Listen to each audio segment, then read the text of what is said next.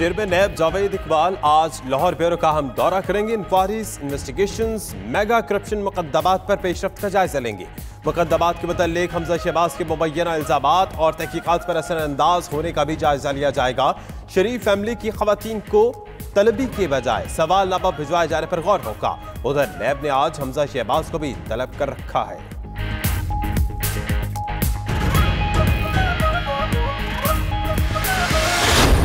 पूरे मुल्क में एक करप्शन की जो दाग बेल अगर किसी खानदान ने रखी है मॉडर्न, वो शरीफ फैमिली ने रखी। यहाँ पर तो जैली अकाउंट्स खुलते थे, जरदारी साहब ने पूरा बैंक ही अपना खरीद लिया। आज जो महंगाई हो रही है उसकी अगर वजह आपने देखनी है तो भी यही 3 खानदान है। अगर आज पाकिस्तान में डॉलर स्टेबल नहीं है उसकी वजह भी यही 3 खानदान है।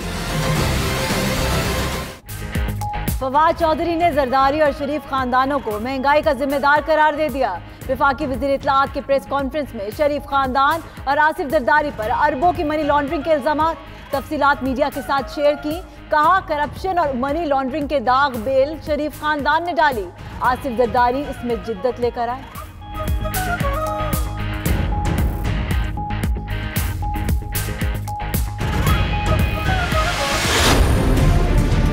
एविडेंस होने के बाद प्री अरेस्ट बेल हो जाती है, हम भी उस पर हैरान हैं। नैब को लाजमन अपनी प्रोसिक्यूशन बेहतर करनी चाहिए कि कुछ लोगों को तो प्री अरेस्ट बेल मिल जाती है और कुछ की पोस्ट अरेस्ट बेल भी नहीं होती। नैब ने काफी हद तक, बहुत हद तक बड़ा किरदार अदा किया।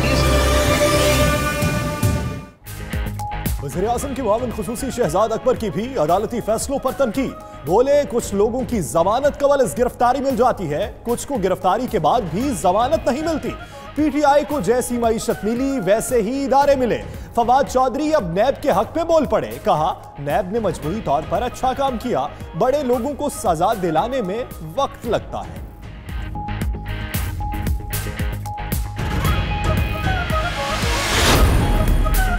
वज़ीर-ए-आज़म इमरान खान की नाम लिए बगैर अपोजिशन रहनुमाओं पर कड़ी तनकीद। ट्विटर पैगाम में कहा कि यह हकीकत है कि चोर उचक्के और मनी लॉन्ड्रर जुर्म करने के बाद इसे कानूनी हैसियत देने के लिए कोई हल निकाल लेते हैं। जब इन लोगों से इन जराइम के बारे में पूछा जाए तो वो नाराजगी का इजहार करते हैं।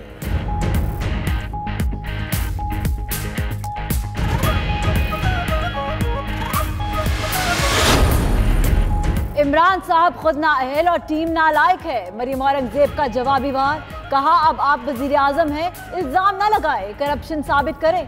तरक्की की शरह आदि और महंगाई 3 गुना कैसे हुई, जवाब दे।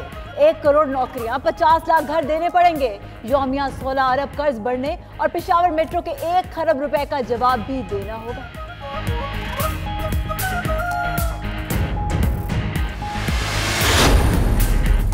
पीपल्स पार्टी ने फवाद चौधरी, शहजाद अकबर और हम्माद अजहर को बहरूपी करार दे दिया। नफीसा शाह का कहना है अलीमा की सलाई मशीन की वजाहत करें, रुबीना का भी तारुफ कराएं।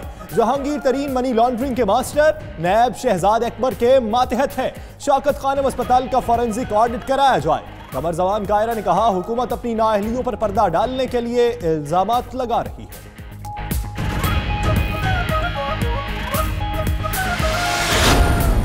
विफाक सरकार सिंध का पूरा पैसा अपने कब्जे में कर चुकी है। बिलावल भुट्टो का कहना है विफाक को सिंध का पैसा हर सूरत वापस करना होगा।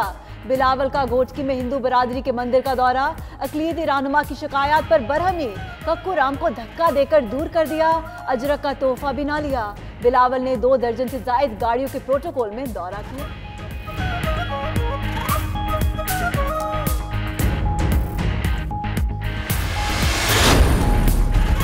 सहवन में मुराद अली शाह के वालिद की बरसी की तकरीब, सरकारी मशीनरी का बेदरेग इस्तेमाल, सरकारी अस्पताल खाली कराया गया, मरीजों को घर भेजकर अस्पताल में देगे पकाई गई। तकरीब से खिताब में वज़ीर आला सिंध ने कहा पीटीआई को खुद भी इल्म नहीं कि वो कैसे हुकूमत में आ गई। वफाकी हुकूमत सिंध के लोगों को तकालीफ दे रही है।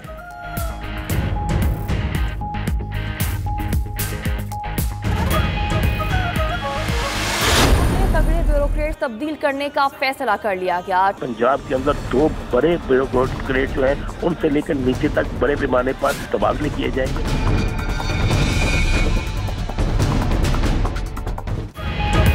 पंजाब की ब्यूरोक्रेसी में रद्दोबदल, नसीम सादिक सेक्रेटरी खुराक तायरात, additional chief secretary home Fazil Asghar की खिदमात विफाक की सुपुर्द।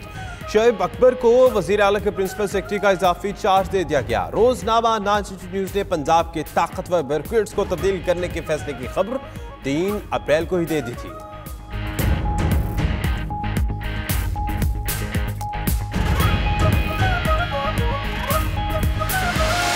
मेरी बेटी को कुछ होता है, अब मैं कत्ल का केस करूं।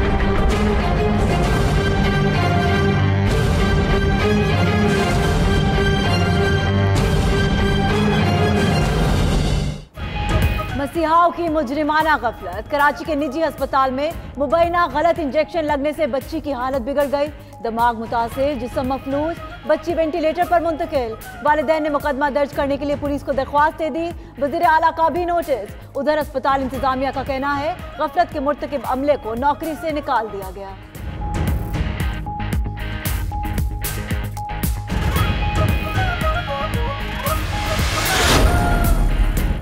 मुल्तान में झूला टूटने से 5 साला बच्ची जाँ बहक। शहला डेरा अड्डा के करीब बहन भाइयों के साथ झूला झूल रही थी। झूला टूटने से बच्ची नीचे गिरी और कुचली गई। झूले का मालिक गिरफ्तार। बच्ची की लाश पोस्टमार्टम के लिए अस्पताल मुंतकिल।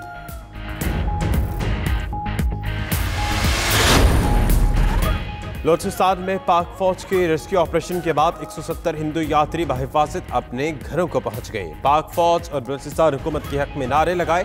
काफ फौज और हुकूमती इदारों की काविशों से वो मौत के मुंह से बच निकले।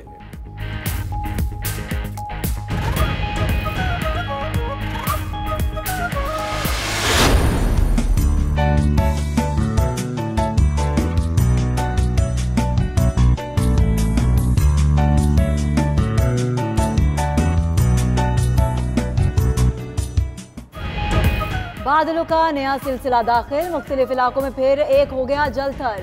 हरनाई, ज़ियारत और गवादर समेत मुख्तलिफ इलाकों में बादल खुलकर बरसे। नशेबी इलाके ज़ेरे आब। नदी नालों में तुग़यानी। जिया खान में भी बारिशों का सिलसिला बुध तक जारी रहेगा। कराची में तेज और गर्द आलूद हवाएं चलने लगी। आज रात तेज बारिश का भी इम्कान।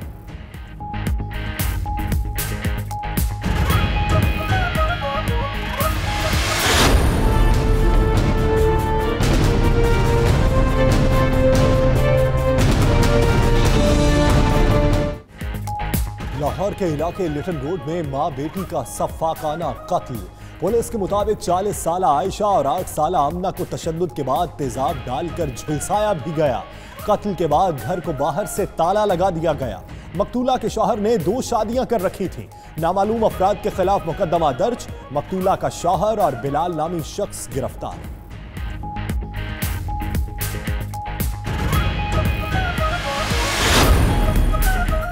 जहलम के इलाके सोहावा में जीटी रोड पर शीरे से भरा टैंकर उलट गया। टैंकर उलटने से बेकरी में इस्तेमाल होने वाला शीरा सड़क पर फैल गया। गाड़ियां और मोटरसाइकिल्स फिसलने लगी। जीटी रोड पर गाड़ियों की लंबी कतारें लगी। टैंकर उलटने से जख्मी होने वाले ड्राइवर और हेल्पर अस्पताल मुंतकिल।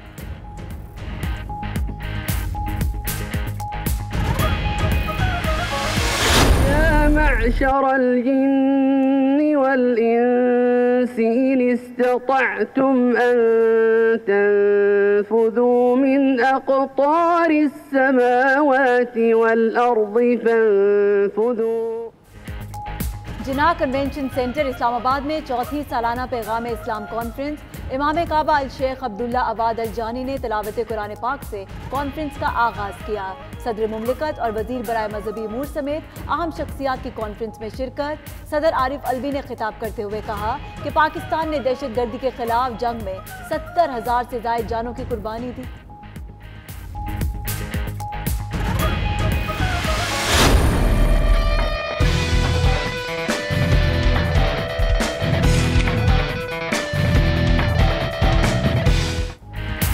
क्रिकेट वर्ल्ड कप ट्रॉफी की कराची में भी रूनमाई। निजी मॉल में तकरीब सजाई गई। मेगा इवेंट की ट्रॉफी देखने के लिए लोगों की बड़ी तादाद उमड़ आई। किसी ने ट्रॉफी की तस्वीर खींची, किसी ने सेल्फी बनाई। मुर्तजा वहाब ने भी तकरीब की रौनक बढ़ाई।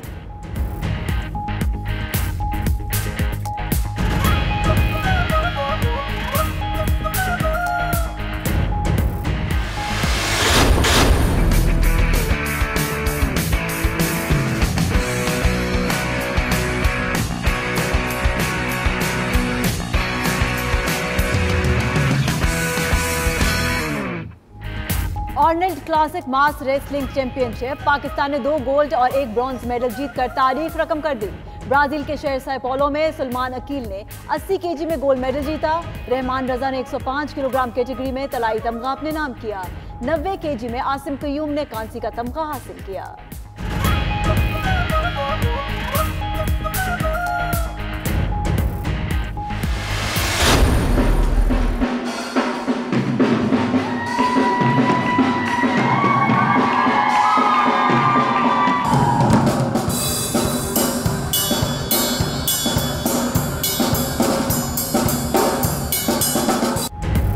और मौसीकी का ज़ौक़ रखने वाली ख़वातीन के लिए कोयटा में वर्कशॉप का एहतमाम। रबाब और गिटार के जरिए रिवायती और जदीद म्यूजिक का हसीन इम्तिजाज पेश किया गया। 2 रोज़ा फ्री वर्कशॉप में 70 से ज़ायद ख़वातीन ने शिरकत की।